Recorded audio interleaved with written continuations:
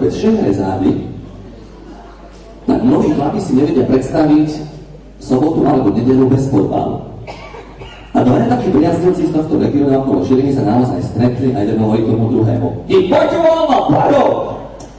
A prečo ty nechodíš nedeľu na fotbal?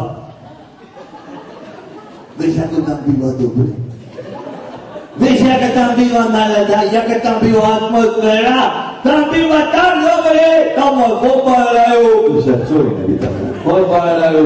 A po zápase ideme do krčmy, tam vypijeme, čo si pohovárame, tí babi, aké sú neschopné a je to tam super! Prečo nechodíš na fotbal? Kamarát mu hovorí: Ja by som aj chodil na ten fotbal. Ale nemám nechce pustiť. Žena ťa nechce pustiť a to si chlap. Ja som mal tiež takú doxantu. Tiež ma nechcela púšťať, ale raz som prišiel trochu napiť domu, rýpala durno, tak som ju chytil, prehodil som ju cez koleno, dal som jej dole gate, hlzne, spodne. 25 som mi nachtal po tej hode ryci. A teraz ma púšťajte pred zápasom. Vyskúšaj to, nadáme to len malú miestnosť a veľký myš. O týždeň sa stretli, zase mu hovorí: Čo si zase nebol? Čo ťa zašli? Žena nechcela pustiť, alebo čo?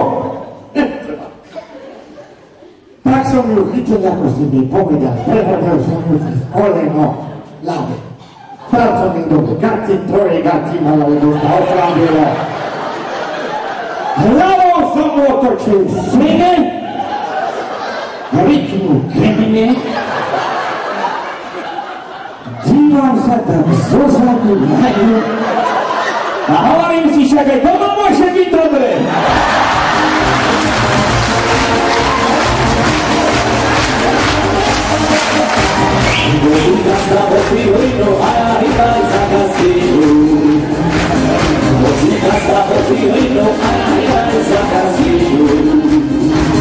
Ona wybiła lamu bożku, a ja rycimy jeszcze troszkę.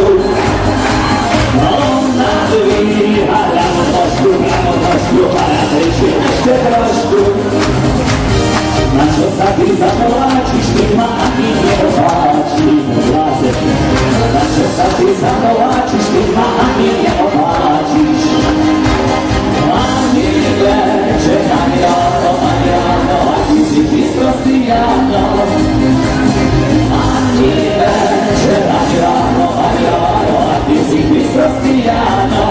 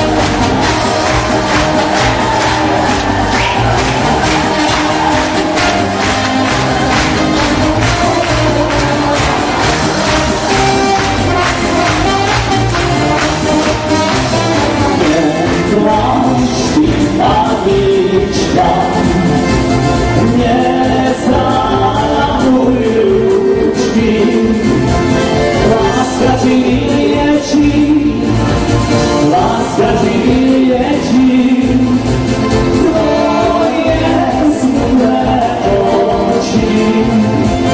Łaska ci minie ci, łaska ci minie ci, twoje smutne oczy.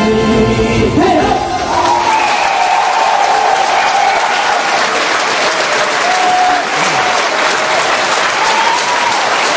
Dziękuję. Dziękuję.